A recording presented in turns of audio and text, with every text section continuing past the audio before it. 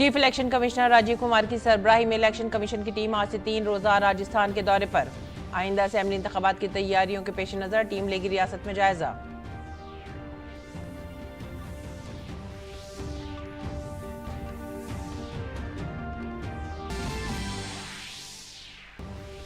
वजीर खारजा doctor S Jaishankar ने अपने अमरीकी हममनसब एंटनी ब्लिंकन से वाशिंगटन में की मुलाकात।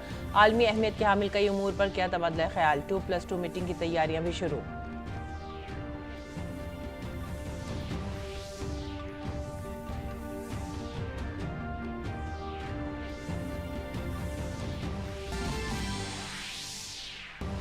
तमिलनाडु के लिए कावेरी नदी का पानी छोड़े जाने के खिलाफ आज कर्नाटक बंद।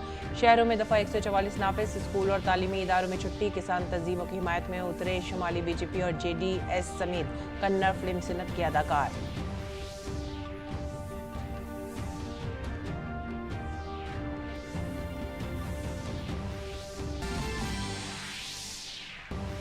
नायब सदर जमहूरिया जगदीप धनखड़ आज से एक रोजा बिहार के दौरे पर। नालंदा यूनिवर्सिटी में असातिज़ा और तलबा के साथ करेंगे बातचीत।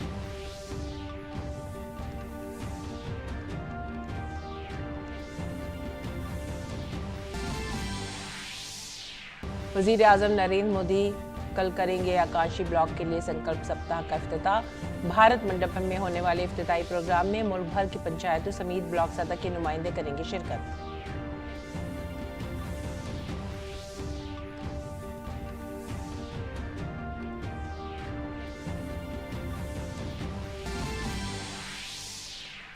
19वें एशियाई खेलों में भारत का शानदार मुजाहरा जारी। 50 metre rifle 3 position team event में जीता गोल्ड मेडल। वहीं ईशा दिव्या पलक की खवातीन निशानाबाजों ने 10 मीटर एयर पिस्टल टीम मुकाबले में दिलाया गोल्ड मेडल।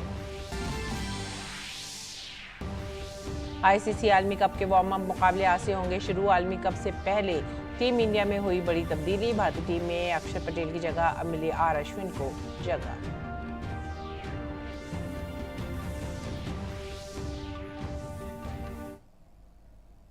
आदाब नाज़रीन, उर्दू खबरों में आप सभी का खैर मकदम है। नजर डालते इस वक्त की खास खबरों पर।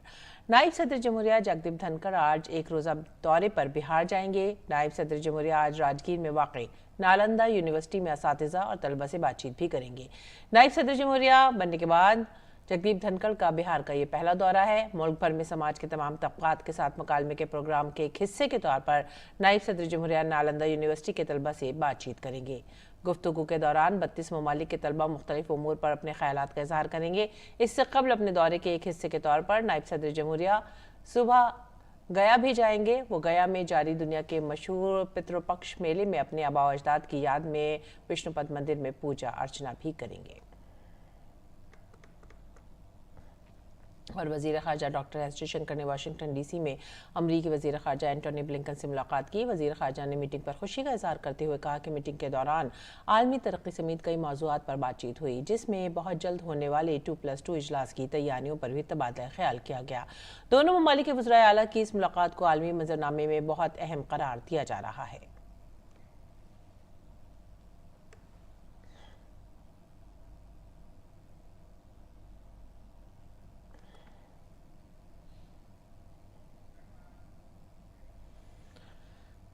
वजीर खारजा डॉक्टर एस जयशंकर ने US India strategic partnership forum event में शिरकत की, जिसमें सप्लाई चेन समेत अहम और उभरती हुई टेक्नोलॉजीज पर भारत अमेरिका ताउन पर तबादला ख्याल किया गया। प्रोग्राम में वजीर खारजा ने कहा कि हमारा ताउन हर दिन के साथ मजीद इम्कानात फराहम कर रहा है। और वजीर खारजा डॉक्टर एस जयशंकर ने अमरीकी तिजारती नुमाइंदे कैथरीन टाई से भी मुलाकात की। दोनों रहनुमाओं ने तिजारती इक़्तिसादी ताउन समेत मुख्तलिफ मौज़ूआत पर तबादला ख्याल किया। इसके साथ साथ दो तरफ़ा ताल्लुकात को मज़ीद मजबूत बनाने के तरीक़ों पर भी गहराई से बातचीत हुई। वज़ीर खारजा ने वाशिंगटन डीसी में थिंक टैंक की तकरीब में शिरकत की। प्रोग्राम में दुनिया भर में होने वाली तब्दीलियों और भारत के बढ़ते हुए किरदार पर तबादला ख्याल किया गया। इस दौरान वजीर खारजा ने कांग्रेस के अरकान और थिंक टैंक के सरबराहों से भी मुलाकात की। इसके अलावा उन्होंने इंतजामी अफसरान और सनतकारों से भी मुलाकात की। उन्होंने कहा कि ये मुलाकात भारत और अमेरिका के ताल्लुकात को मजबूती दे रही है।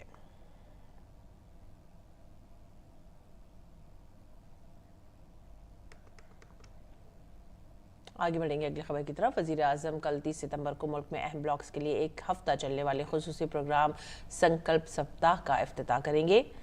दिल्ली में भारत मंडपम को इसके इफ्तिताही प्रोग्राम के लिए चुना गया है। भारत मंडपम में होने वाले इफ्तिताही प्रोग्राम में मुल्क भर से तकरीबन 3000 पंचायत और ब्लॉक सतह के अवामी नुमाइंदे और ओहदेदारान शिरकत करेंगे। मजीद बरहा तकरीबन 2 लाख लोग बशमूल ब्लॉक और पंचायत सतह के ओहदेदार, किसान और दीगर शोबों के अफराद इस प्रोग्राम में अमली तौर पर शामिल होंगे। संकल्प सप्ताह तमाम 500 अहम ब्लॉक्स में मनाया जाएगा। संकल्प सप्ताह जो 3 अक्टूबर से शुरू होकर 9 अक्टूबर तक मनाया जाएगा, हर दिन के लिए खास थीम है जिस पर तमाम ख्वाहिशमंद ब्लॉक्स काम करेंगे। पहले 6 दिनों के मौज़ूआत में मुकम्मल सेहत, अच्छी परवरिश वाले खानदान, सफाई सुथराई, ज़राअत, तालीम और समृद्धि दिवस शामिल हैं। हफ्ते के आखिरी दिन यानी 9 अक्टूबर को संकल्प हफ्ता पूरे हफ्ते के दौरान किए गए कामों के जश्न के तौर पर मनाया जाएगा।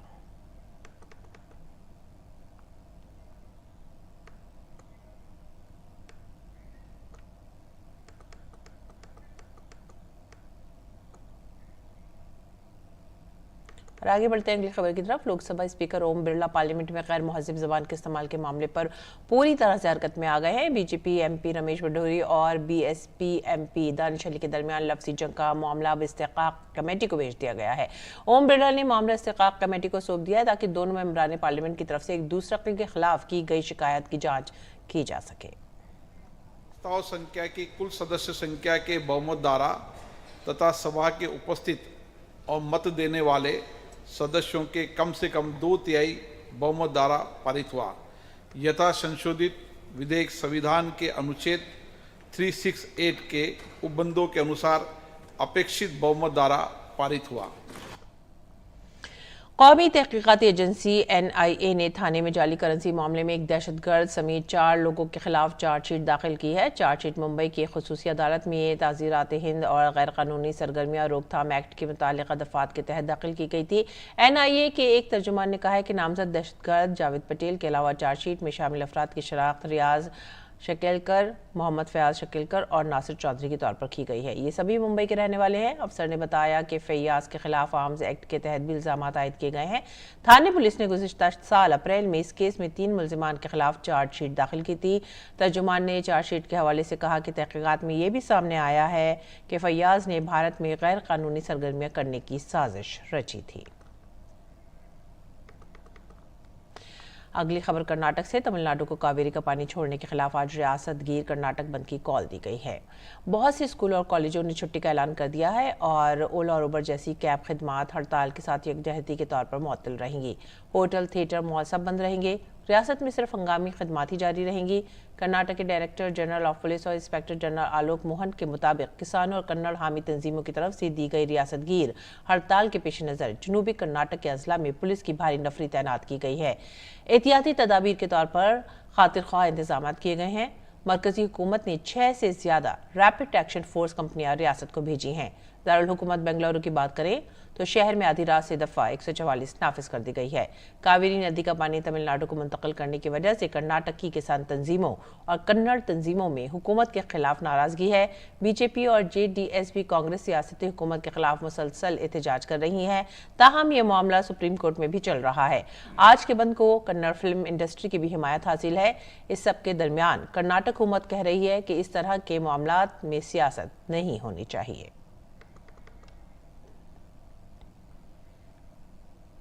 आयुष की वजारत स्वच्छता ही सेवा मुहिम के तहत इतवार को एक तारीख 1 घंटा एक साथ का एहतमाम करेगी। मुल्क भर में 200 से ज़ायद प्रोग्राम मुनक़िद किए जाएंगे। National commission for Indian system of medicine और 750 कॉलेजों पर मुश्तमिल नेशनल कमीशन फॉर होम्योपैथी भी इस तकरीब में शिरकत करेंगे। स्वच्छता ही सेवा 2023 का थीम कचरे से पाक भारत है।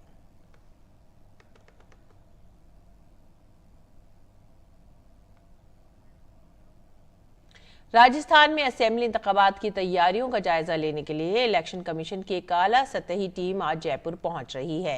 ये टीम 3 दिन तक रियासत में इंतखाबी तैयारियों का जायजा लेगी।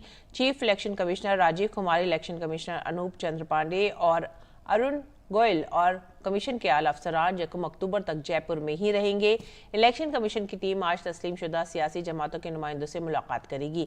उसके बाद कमीशन रियासती police, income tax, excise, transport, commercial tax और कुछ दीगर महकमों के नोडल अफसरान के साथ तफसीली बातचीत भी करेगा। कल रियासती चीफ इलेक्टोरल ऑफिसर, रियासती पुलिस और मरकजी पुलिस फोर्स के नोडल अफसरान की जानिब से इंतखाबी तैयारियों के बारे में कमीशन के सामने एक प्रेजेंटेशन पेश की जाएगी। उसके बाद जिला इलेक्शन अफसरान, इंस्पेक्टर जनरल ऑफ पुलिस, जिला सुपरिटेंडेंट ऑफ पुलिस और इलेक्शन से मुतालिक अहदेदारान के साथ मीटिंग की जाएगी ताकि इंतखाबात से कबल तैयारियों का जायजा लिया जा सके। दौरे के आखिरी दिन 1 अक्टूबर को chief election commissioner, chief secretary और डायरेक्टर जनरल ऑफ पुलिस के साथ मीटिंग करके असेंबली इंतखाबात की तैयारियों का जायजा लेंगे।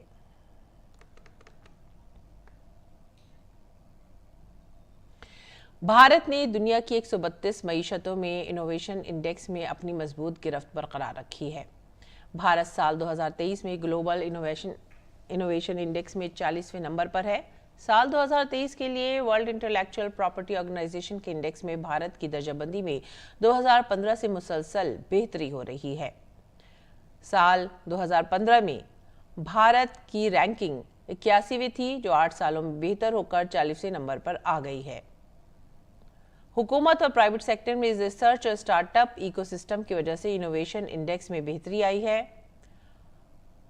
कोविड बहरान के दौरान भारत साइंसदानों ने अपने तौर पर आलमी सतह की तहकीक के जरिए खुद कफील भारत के सिमत में अहम ताउन दिया है। हुकूमत और निजी शोबे बायोटेक्नोलॉजी, ज़राई तहकीक, खला, इलेक्ट्रॉनिक्स और AI जैसे शोबों में इख्तरा के लिए मिलकर काम कर रही हैं। नीति आयोग और CII world intellectual property organisation के ताउन से आज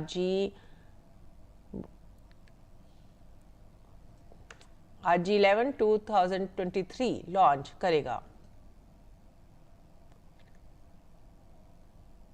और आइए अब आपको पाई फाउंडेशन की एक कोशिश दिखाते हैं, जो पूना जिला परिषद के साथ मिलकर महाराष्ट्र के पुणे जिले में तमाम जिला परिषद स्कूलों की डिजिटल कारी में सरगर्म है। डिजिटल टूल्स का इस्तेमाल तलबा में प्रोग्रामिंग की महारत, मसाइल का हल और तनकीदी सोच को फरोग देने के लिए किया जा रहा है। मेयारी और जदीद तालीम हर किसी का हक है। पसमानदा पस मंज़र के तलबा और मुतवसत तबके के तलबा जिनकी मेयारी तालीम तक रसाई नहीं है, अब ऐसे तलबा बेहतर तालीम हासिल कर सकते हैं और नई टेक्नोलॉजी से वाकिफ भी हो सकते हैं। कंप्यूटर साइंस का इस्तेमाल खास तौर पर डिजिटल ख्वानगी तलबा को छोटी मोटी मुश्किलात पर काबू पाने में मदद देती है। यहाँ असातिज़ा को तलबा के तालीमी मेयार को बढ़ाने और डिजिटल महारतों की नशोनुमा के लिए डिजिटल वसाइल इस्तेमाल करने की तरगीब दी जाती है। इस मकसद के हुसूल के लिए वसी तरबियत फराहम की जा रही है। पाई फाउंडेशन की ये कोशिश है जो पुणे जिले परिषद के साथ मिलकर महाराष्ट्र के पुणे जिले में तमाम जिला परिषद स्कूलों को डिजिटल बना रही है। पाई फाउंडेशन की इसी मस्बत पहल को देखते हुए अब अमेज़न इंडिया ने भी मदद का हाथ आगे बढ़ाया है। डिजिटल टूल्स का इस्तेमाल तलबा में प्रोग्रामिंग की महारत, मसले हल करने और तनकीदी सोच को फरोग देने के लिए किया जा रहा है। अमेज़न फ्यूचर इंजीनियर्स और पाईजैम फाउंडेशन के संयुक्त प्रयत्नों से हम लोगों ने एक ऐसा प्रकल्प पुणे जिला परिषद के स्कूलों में किया है जिसके माध्यम से बच्चे जो वहाँ पे पढ़ने जो विद्यार्थी हैं उनको पता चलता है कि आसपास की जो समस्या है उस पे विज्ञान के माध्यम से किस प्रकार के सॉल्यूशंस वो ढूंढ सकें। इसमें विशेष ये बात है कि जब वो इस बारे में सोचते हैं और किसी एक प्रकार की प्रोजेक्ट को पूरा करते हैं तो उनको इंजीनियरिंग के तरफ रुचि बढ़ती है, विज्ञान और गणित के तरफ रुचि बढ़ती है और इसके वजह से उनकी जो एक ओवरऑल अंडरस्टैंडिंग है, कॉन्सेप्चुअल क्लैरिटी है, उसमें सुधार होती है और उसके वजह से बच्चों में जो उनकी जो शिक्षण क्षमता है उसमें हमें सुधार दिख रही है। इस इक़दाम के मस्बत नताइज भी सामने आ रहे हैं। मुख्तलिफ कोडिंग प्रोग्रामों ने तलबा की दिलचस्पी और तजस्सुस में इजाफा किया है। हमें पाईजैम फाउंडेशन की तरफ से हमें पाई लैब मिली और उसमें हमें फिजिकल कंप्यूटिंग मतलब डिस्टेंस सेंसर, मॉइस्चर सेंसर जैसे सेंसर यूज़ करके हम हमारे लाइफ के बहुत सारे प्रॉब्लम सॉल्व कर सकते हैं। हम इस प्रोजेक्ट को हमारे घर के कामों में कामों में भी उपयोग कर सकते हैं। इसी प्रोजेक्ट से हमें बहुत फ़ायदा होता है। पाई फाउंडेशन के जरिए पूना जिला परिषद के स्कूलों में पाई लैब की सहूलियात कायम की गई हैं। इससे ज्यादा असातिज़ा को कंप्यूटर साइंस से मुतालिक मुख्तलिफ कोडिंग प्रोग्राम भी सिखाने की तरबियत दी गई है। पाई फाउंडेशन ने अब तक 1000 से ज्यादा जिला परिषद असातिज़ा को कामयाबी से तरबियत दी है। पुणे जिला परिषद ने 100 स्कूलों में कोडिंग प्रोग्राम शुरू किए हैं, जिससे तकरीबन 25,000 तलबा मुस्तफीद हो रहे हैं। हम समझते हैं कि बच्चे नेचुरल प्रॉब्लम सॉल्वर होते हैं। वो मुश्किलों को समझाने की, समझने की और सुलझाने की क्षमता रखते हैं। पाइजैम फाउंडेशन का उद्देश्य ये है कि हम हर बच्चे को कंप्यूटर साइंस द्वारा डिजिटल और फ्यूचर स्किल्स से सुसज्जित और इक्विप करें। हम अभी महाराष्ट्र के 16 डिस्ट्रिक्ट्स में काम कर रहे हैं और देश के कई और राज्यों में भी काम कर रहे हैं। जिला परिषद पुणे में करीब 100 विद्यालय और करीब 500 टीचर्स के साथ कंप्यूटर साइंस स्किल्स उनको सिखा रहे हैं। पुणे जिला परिषद के स्कूलों को प्राइवेट स्कूलों के मुकाबले में जदीद टेक्नोलॉजी फराहम की गई है, जिससे तालीम का मेयार काफी बुलंद हुआ है। जदीदियत और मेयार के लिहाज से स्कूल अब निजी इदारों के बराबर हैं। रोहिन गावले और रूही मलिक की रिपोर्ट, DD न्यूज। और नाज़रीन, पेश दिल्ली से 4 उर्दू अखबारात का मुख्तसर सा जायजा।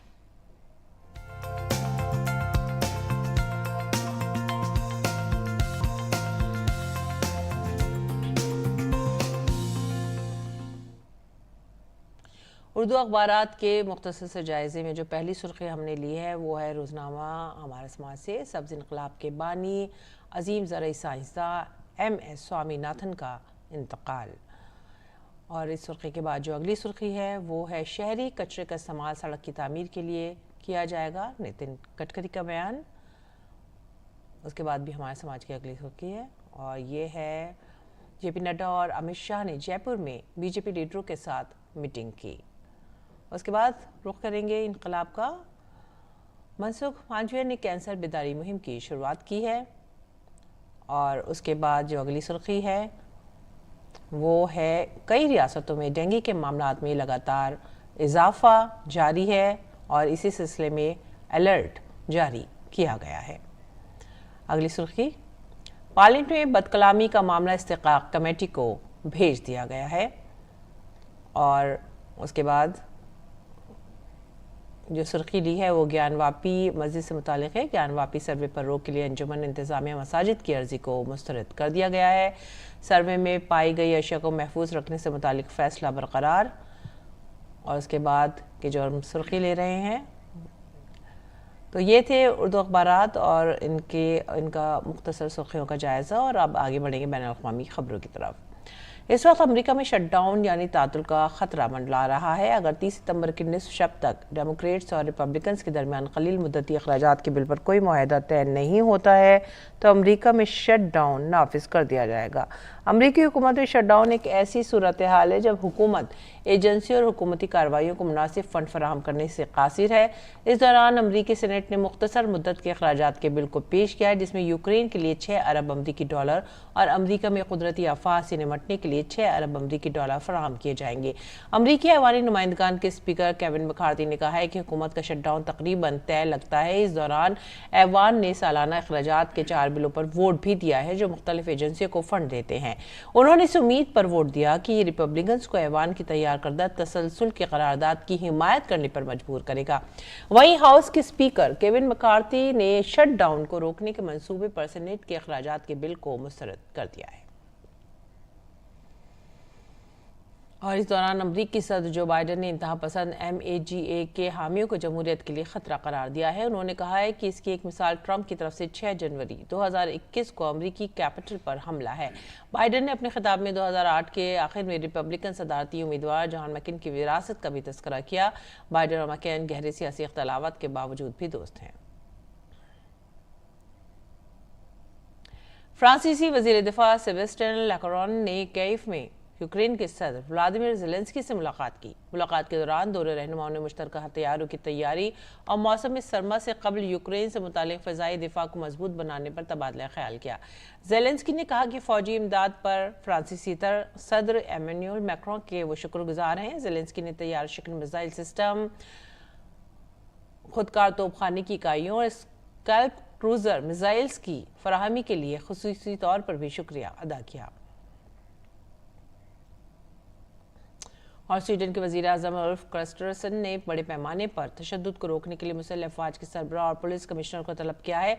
उन्होंने कहा कि सिर्फ सितंबर में तशद्दुद के वाक़यात की वजह से कम 11 लोगों की जानें चली गई हैं। काबिल ज़िक्र है कि बुध को स्टॉकहोम में अलग अलग फायरिंग के वाक़यात में 2 अफराद हलाक हो गए हैं और जुमेरात की सुबह एक घर में बम फटने से 20 साल की खातून हलाक हो गई थी। वज़ीर आज़म उल्फ ने कौम सी टेलीविजन पर खिताब के दौरान कहा कि स्वीडन के लिए मुश्किल वक्त है और हम तशद्दुद पसंद अफराद को शिकस्त ज़रूर देंगे। अगली खबर नेदरलैंड से। नेदरलैंड्स के बंदरगाही शहर रॉटरडम में फायरिंग के 2 वाक़यात में 3 अफराद हलाक हो गए हैं। पुलिस के मुताबिक हमला आवर 32 साल तालिब इल्म था जिसका ताल्लुक रॉटरडम से था। इसने पहले अपार्टमेंट में एक 39 साल खातून को गोली मारकर कत्ल किया और उसकी 14 साल बेटी को शदीद तौर पर जख्मी किया। उसके बाद वो करीबी मेडिकल सेंटर गया और एकेडमिक अस्पताल के एक 46 साल उस्ताद को कत्ल कर दिया। बंदूक बरदार को अस्पताल से गिरफ्तार कर लिया गया है, ताहम उसकी शिनाख्त जारी नहीं की गई है। फायरिंग की वजह जानने के तहकीकात का अमल जारी है।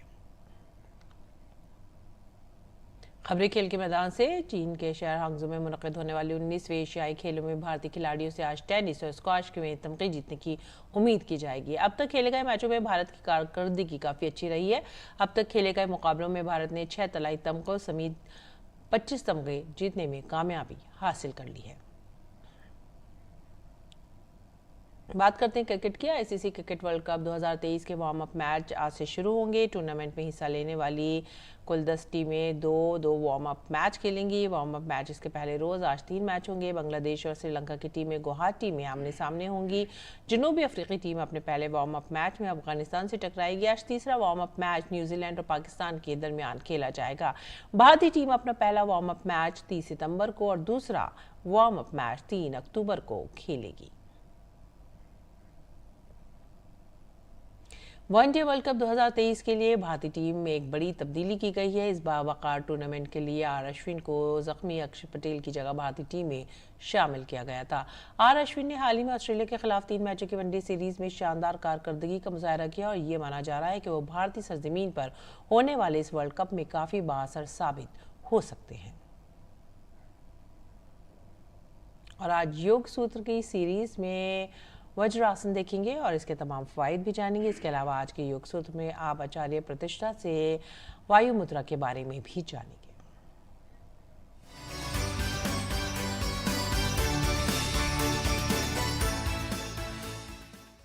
नमस्ते, मैं हूं आचार्य प्रतिष्ठा। स्वस्थ तो हम सब होना चाहते हैं, लेकिन योग की कुछ ऐसी सुगम सी क्रियाएं जिनका यदि हम नियमित अभ्यास करते हैं तो हम संपूर्ण स्वास्थ्य पा सकते हैं। और जब हम स्वास्थ्य की बात करते हैं तो एक समस्या बहुत अधिक लोग झेलते हैं और वो है एसिडिटी का प्रॉब्लम, गैस हो जाना, पेट में एसिड बनना, जिसके कारण अनेक और समस्याएं होती हैं। पर अगर हम आपको कहें कि एक ऐसा आसान सा योगाभ्यास जिसका प्रतिदिन अभ्यास अगर आप करें तो आप एसिडिटी को गुड बाय कह सकते हैं, तो ये अतिशयोक्ति बिल्कुल नहीं होगी। अगर हम यौगिक जीवन शैली जिएं, अपने दैनिक दिनचर्या में योग को उसका एक अंग बनाएं और साथ में हर मील के बाद पहले तो सात्विक आहार लें जो यौगिक आहार है, और हर मील के बाद करें वज्र आसन का अभ्यास। अब ये वज्रासन कैसे करते हैं, आइए इसको समझते हैं। वज्रासन करने के लिए हम अपने घुटनों के बल आ जाते हैं, यानी इस तरह से आप अपने घुटनों के बल बैठ जाते हैं। एक बार इसकी आप पैरों की स्थिति को भी देख लीजिए। हम राइट पैर लेफ्ट पंजे के ऊपर ले आते हैं और एड़ियां खुली रहेंगी। इस खुली हुई एड़ी में हम अपने हिप्स को टिका देते हैं। अपने हाथों को हम अपने घुटनों पर टिका देते हैं। कमर को सीधा रखते हुए इसका अभ्यास हमें करना है। वज्र का मतलब ही है वज्र की तरह कठोर हमारा डाइजेशन हो जाता है और लक्कड़ हजम पत्थर हजम हो जाते हैं, यानी जो भी खाते हैं वो बहुत आसानी से डाइजेस्ट हो जाता है। तो थोड़ी समय वज्रासन में ज़रूर बैठें। ये तो आपको प्रतिदिन करना ही करना है। इसके साथ आप करेंगे वायु मुद्रा का अभ्यास। वायु मुद्रा हाथों से बनाई जाने वाली मुद्रा है और इसका अभ्यास आप दिन के किसी भी समय में थोड़ी देर 30 सेकंड्स तक कर सकते हैं। कैसे करते हैं वायु मुद्रा? पहली उंगली के टिप को अंगूठे के रूट से छू देना और अंगूठे को फोल्ड कर देना। दूसरी, तीसरी, चौथी उंगली बिल्कुल सीधी रहेगी। बहुत सरल है, बहुत सुगम है, पर इसके कुछ नियम है। नियम ये है कि जब भी आप इसका अभ्यास करें, अपने हथेलियों को अपने घुटनों पर टिका दें, और जब घुटनों पर टिकाएंगे तब हथेलियां धरती की तरफ नहीं, आकाश की तरफ रुख किए हुए होनी चाहिए। तो इस स्थिति में आंख बंद करके थोड़ी देर जरूर बैठें। आवश्यक नहीं है कि वायु मुद्रा का अभ्यास वज्रासन में ही करें, आप इसे क्रॉस लेग्ड पोजीशन में भी कर सकते हैं। और जाने से पहले हमारा ये तो योग सूत्र है ना, तो एक योग सूत्र जरूर लेते जाएं। क्या है वो सूत्र? स्वास्थ्य सूत्र। ये स्वास्थ्य सूत्र ये है कि भोजन के तुरंत बाद सोए नहीं, भोजन के बाद तुरंत बाद सोफे पर ना लेटें। क्या करना है आपको? या तो आप 20 मिनट्स का बहुत माइल्ड वॉक, रिग्रेस वॉक नहीं, माइल्ड वॉक करें, या फिर वज्रासन में बैठे, या फिर 8-16-32 का नियम, यानी 8 श्वास दाई करवट, 16 श्वास कमर के बल और 32 श्वास बाई करवट लेटें। अगर आप ऐसा प्रतिदिन करते हैं तो आप एसिडिटी, गैस्ट्रिक की प्रॉब्लम से दूर रहेंगे। नियमित योगाभ्यास करें, स्वस्थ रहें, मस्त रहें, व्यस्त रहें और किसी परेशानी से नहीं त्रस्त रहें।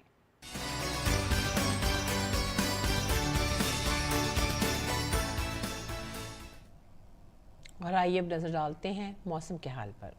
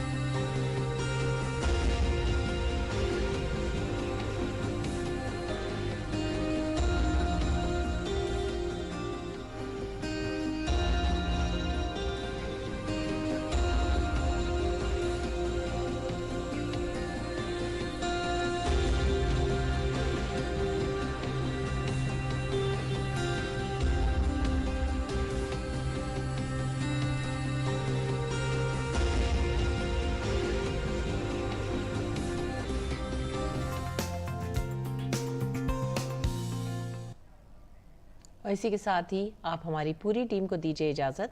आदाब।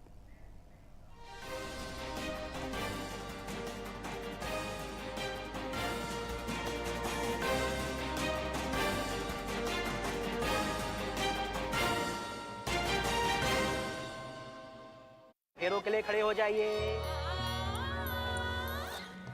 शादी का ख्याल आए तो सपनों से निकलकर शादी.com पे आए। Download now.